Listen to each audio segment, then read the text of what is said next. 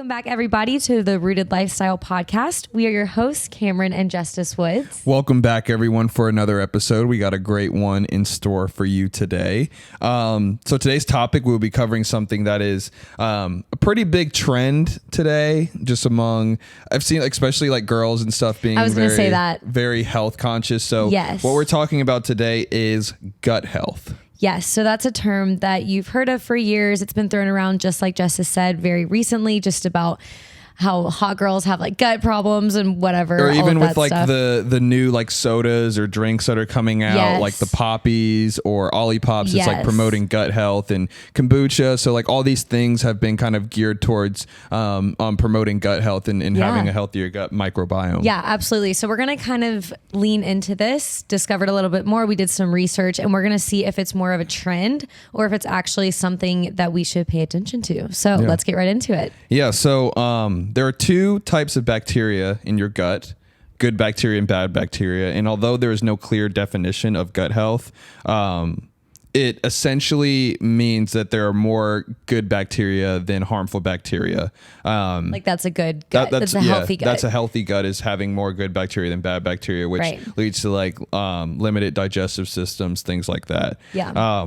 Which is insane because there's about 200 different species of bacteria, viruses, and fungi that live in your large intestine. Bacteria and other microorganisms in your gut are known as your gut microbiome.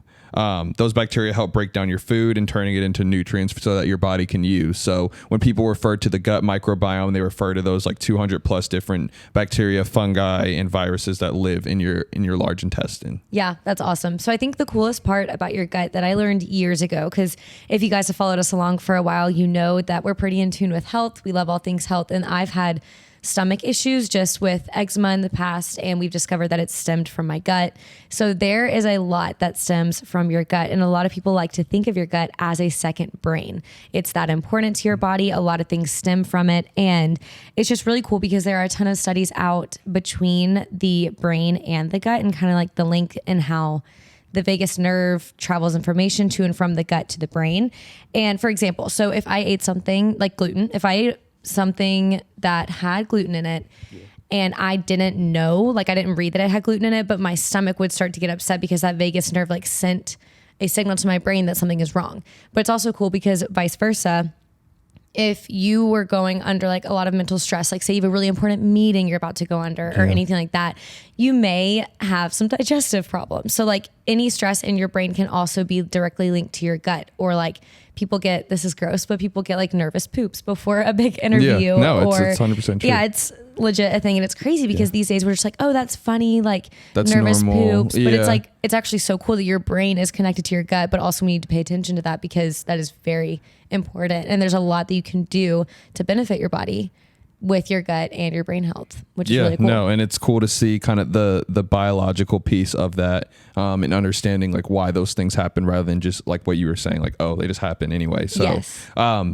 as Cameron was saying, you know, your gut health and just overall gut is important to your body. And it's like a topic that's been researched very much in the past and continues to be researched today. That's why there's a lot of new developments coming out, new research about just how the gut impacts your body and what you can do to prevent it.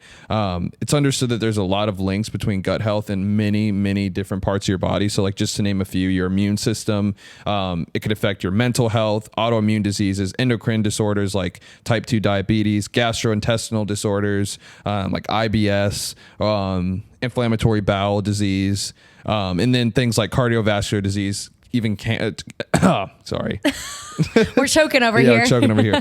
Even cancer, sleep, and of course, digestion. So, one thing to note is that like a higher level of diversity in your gut bacteria is a pretty key indicator of health in your microbiome. Absolutely. So what can your gut microbiome be affected by? So what I was saying earlier, stress is definitely a huge factor. I know it differs between person, but like for me, I know when I'm under severe stress, whether that's self-inflicted or just like work or life or whatever it is, my stomach is somehow torn up. Like I swear, my skin begins to get bad. My eczema begins to break out. And I know that that stems from my gut. So stress for me is a very important link. And I know that my gut microbiome is directly affected by stress. Yeah. Too little sleep, which Justice, that might be happening to you soon. Yeah. This man has gotten like 4 hours of sleep every night for the past 2 weeks. Which is probably not by good. choice. I know we talk about a sleep podcast and it's very important. So But it's not by choice. Work is just a lot right now, but you're Yeah. killing it. And he's still determined and waking up every morning to work out. So good for you. But Gotta hit the gym. your gut microbiome may be hurting because of your little lack of sleep. A lack of physical activity, which is fascinating. We'll get into that a little bit later. Eating too many ultra processed foods. That makes sense. I mean, if you're eating stuff that is not natural, then it's going to affect your gut microbiome. Smoking and drinking alcohol, also taking antibiotics. Antibiotics are huge. I think there's a time and a place for them, and this is just my personal opinion. I think there's a time and a place for antibiotics, but like you do need to know the effect that they have on your gut because they wipe out all bacteria. Yeah, not both just the good not, and the bad. Yeah, not just the bad bacteria, but the Right. good as well. So Right. and that's why it's like taking them. I mean, if you have like, you know, a really strong virus and stuff and you need them, just taking them for a short period of time is Yeah. important, and not being stuck on them and not continuously taking them because Right. they can You build very an much immunity damage your gut yeah. and create leaky gut, which we'll talk about Yes. in a little bit. But For sure. So I think that gut health for me is so important because like I said, I have a history with it. I'm still trying to learn a lot about it. But even in the day to day, when I eat a meal that's ultra processed or I didn't make it, I don't really know what it's made from, I notice that I bloated or I notice that I don't feel good. I just feel so sick to my stomach. I have digestive problems or I just feel exhausted. So it can really affect how I look by being bloated, how I feel, my energy levels. Do I have a headache? Am I exhausted?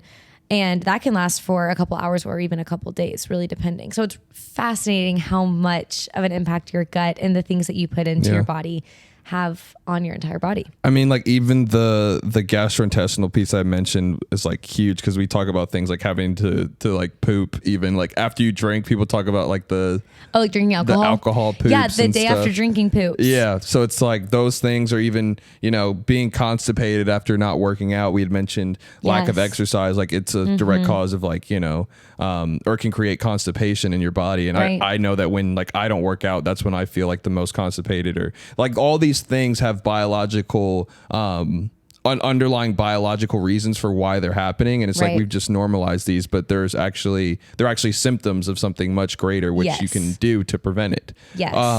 So speaking of prevention, what are some things that we do to help with our gut microbiome?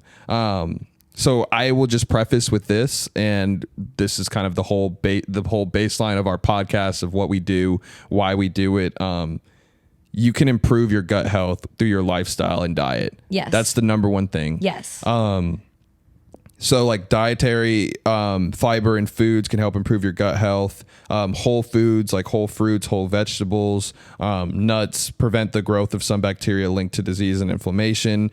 Exercise, good sleep, and stress reduction are good for your gut health. So like all these things that you can do on your day to day to make yourself better, just by how you eat, how you sleep, how you exercise. And it's so interesting. I feel like, and we've talked about this before, in our day and age now, people just want the quick fix. They Right. want the pill that medicine, heals their gut Yes. microbiome. They Yes. want the medicine that they just have to take every day, Yeah. and they can live whatever lifestyle 'Cause they it's the want. easiest. Because it's the easiest Yeah. way.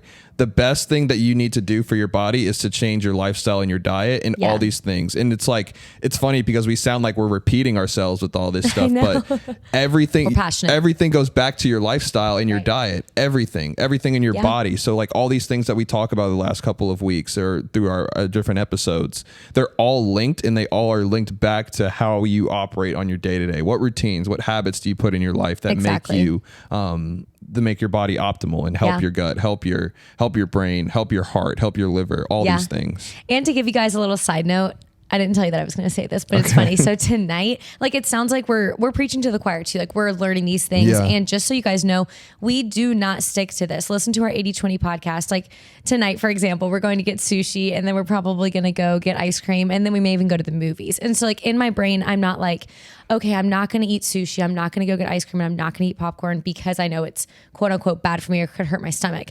But I'm going to be proactive and maybe take like digestive enzymes, maybe some activated charcoal later tonight to Yeah. help my digestive system like process that food, because we don't live our lives through the extreme of like, okay, we believe this so deeply that we're never going to give in and enjoy life. Yeah, because there's definitely a balance of like enjoying life and like, you know, hanging out with friends, being social and doing those things. But it's like ultimately we know what our core lifestyle and core day to day looks like. So we're able to be a little bit more flexible during those times. And like you said, there are always potential supplements that you can take, like what you said, digestive enzymes.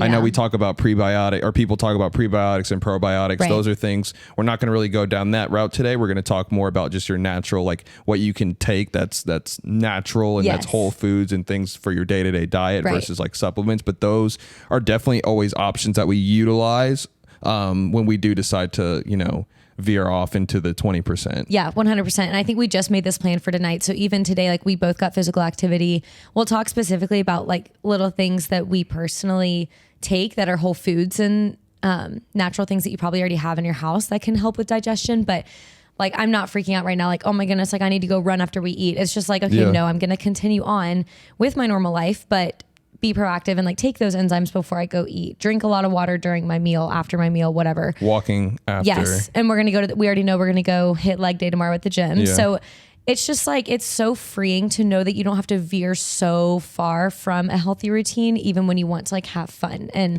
live life a little bit. So it's nice. There is a balance. Yeah. So what are some of the things that we do on a daily basis? Yeah. For our gut health. So yeah, so if you're looking for something more natural or simple way to help your gut, there are a few things that we take daily. And these are just like natural whole products, not just like medicines and stuff that like what we were saying. So number one is bone broth. So there's that's like something else that's been really, you know, prominent now. A lot of people like Dr. Kellyanne's bone broth, Fire and Kettle. Those are like all like popular. Kettle and did I say Fire and Kettle? You did. Kettle and Fire. Kettle and Fire. And Trader Joe's. They have really good bone broth. Those are like a lot of big brands that people use. Yeah. And Fire and Kettle. Funny. You were so confident too. It's okay. Okay. It's all good. Anyway, bone broth. We love it. We take bone broth. Camryn actually introduced me to bone broth and her family.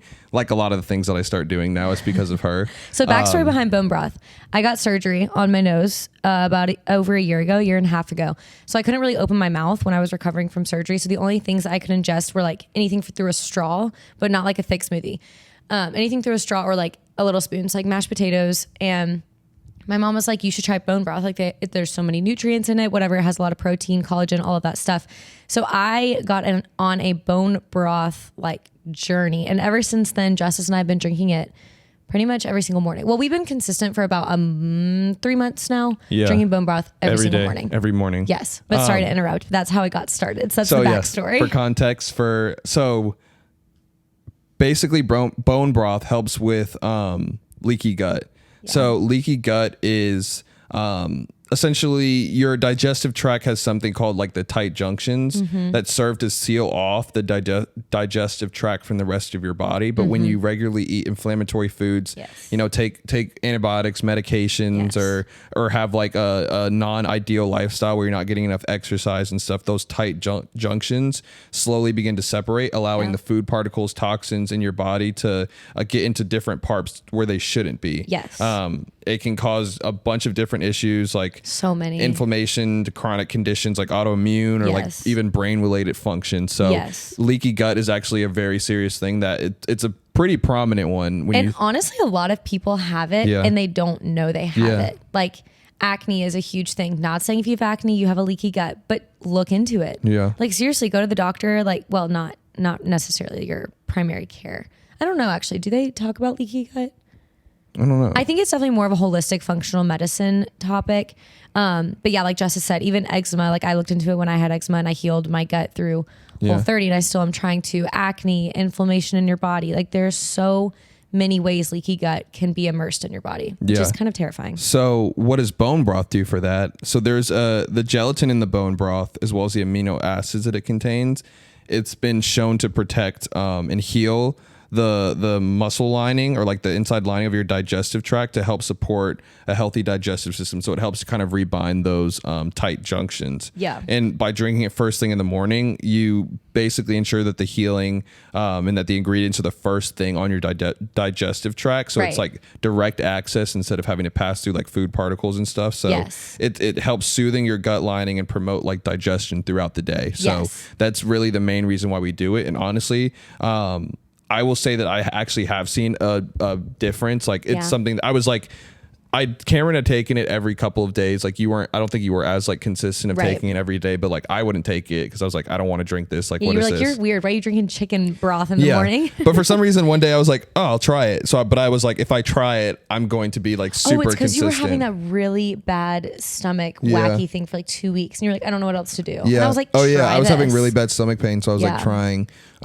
she was like, why don't you try bone broth? So I tried bone broth. I would be hesitant to say that the stomach pain went away fully because of the bone broth. After, but I will say in the long term, like I've been taking it for about a month now, and just how the food feels and digests on my stomach is very different. Like especially in the mornings when I work out, sometimes I like to take pre-workout. Yeah. And that thing, like when the caffeine and everything hits your body, it destroys your digestive system. Like as soon as I take it goes straight to the bathroom. This morning. Yeah, exactly. Sorry. No, it's true. I had a 7-mile run today and then I had to take pre-workout to wake myself up. Yeah, that's fair. Okay, but for me, same thing. So I drink coffee every single morning and I have noticed a clear difference when I drink bone broth first and water first before my coffee. I am not shaky. I don't feel nauseous after my coffee. I don't feel like I'm going to throw up because sometimes coffee really gives me an adverse reaction and I drink it because I love it. It's so good. I don't even drink it for the caffeine, like the energy. I sometimes drink decaf, but truthfully, having that gelatin layer settled on my stomach, it makes a world of a difference. It does. Because like even this morning when I took the pre-workout and I didn't drink bone broth today because we just didn't have time. Versus, you didn't? No, versus like the other day. You were sprinting to the bathroom. Versus the other day when I drink it, it's like it eases my digestive system like a lot more. So if you haven't tried it, I will highly recommend it. I think that's something that everybody should do every morning. And also it has like ultra added benefits like collagen, extra added protein to like promote hair growth, nail growth, like muscle growth. So it's a very, very good thing. And sometimes, gosh, I could talk about bone broth forever. And sometimes when I wake up in the morning, I don't know why, but I'm like starving when I wake up, even if it's at 6 a.m. or like 10 a.m. It's weird.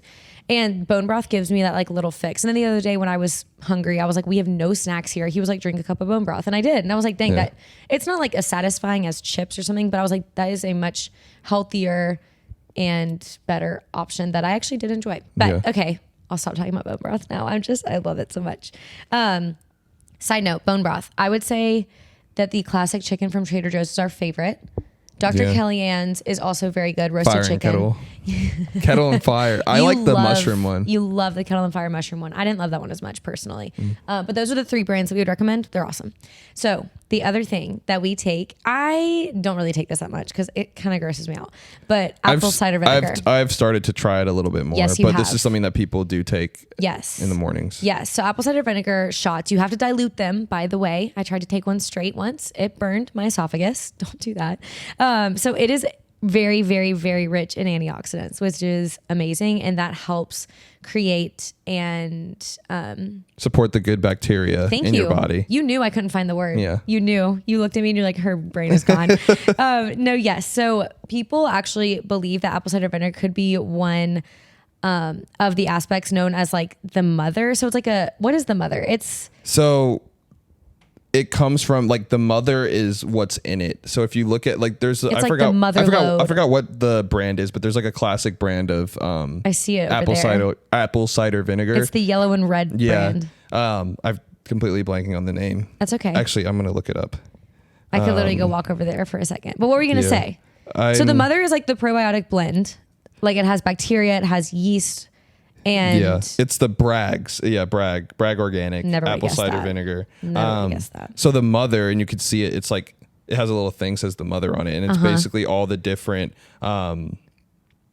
probiotics and a blend of bacteria and yeast, which strands from like the unfiltered apple cider vinegar. Yeah. And it's basically like it's like what you said, the mother load. It's like the really strong, really good like probiotics, bacteria, and yeast. Yeah, that's why it's super concentrated. It's like that's supposed to be good for your gut health and your gut microbiome. And it's really cool because, like I said, it burned my esophagus when I didn't dilute it. That's because the acid found in it is like so intense. Yeah, and no, so you definitely rich. have to dilute it. Yeah, that was dumb on my part. Because it can burn. It actually can damage your esophagus. No, I know. I think I genuinely burned my esophagus in college. There's a video of me taking it too. It was so bad. Anyways, so am I stabbing you with my toes? You were pinching me between the. I'm sorry. But so the acid that we're talking about has actually been shown to slow the digestion of carbohydrates, which is really cool. So that reduces the rate of overall sugars that enter into the bloodstream, and it helps to maintain a more consistent blood sugar level. So basically it helps you to lose weight too. And I know that that's not like the main reason that people take it. It's like mainly a gut help, but it also helps with like slowing down your carbohydrate digestion, which helps promote weight loss through like Does it increase metabolism? Do you know? I don't know. Sorry, I just interrupted you. Okay. Sorry, am I I pinching don't know. you again? That's something to look into. That is something to look into. So another thing that you can take is ginger. So gingerol, the natural component of the ginger root, it helps with the gastrointestinal issues. Basically, the rate at which your food exits the stomach and continues along the digestive process.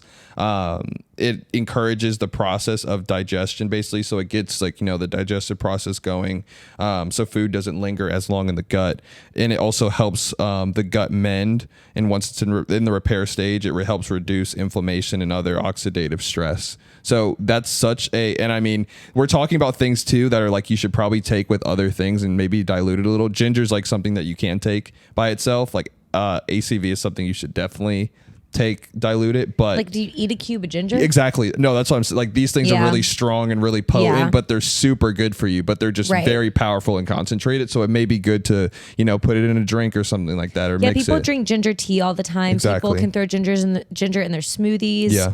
Because, like you said, it aids that mobility of digestion. Like it's just getting it all kind of going, which is good. And then the last one that that we take sometimes and that a lot of people do is like just lemon water. So it improves gut health because it's a high fiber. It's a high fiber food, and basically it helps the liver produce digestive enzymes, which can help eliminate waste from your body. Right.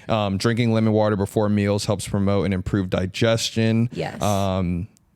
Basically, it's a digestive fluid produced in the body that in the stomach that helps your body break down and digest food. The citric acid within lemons kind of promotes that process. Honestly, I'm trying to think of like what drinks I would drink in what order. So I think I would wake up and chug a glass of water, and then I think I would do warm lemon. So the water that I drink anyways is like room temperature, so it's never cold because that can shock your body. So I drink like room temperature normal water. Then I think I would do warm lemon water with like Celtic salt for the electrolytes in it, and then bone broth, and then coffee. I'm gonna do that tomorrow morning.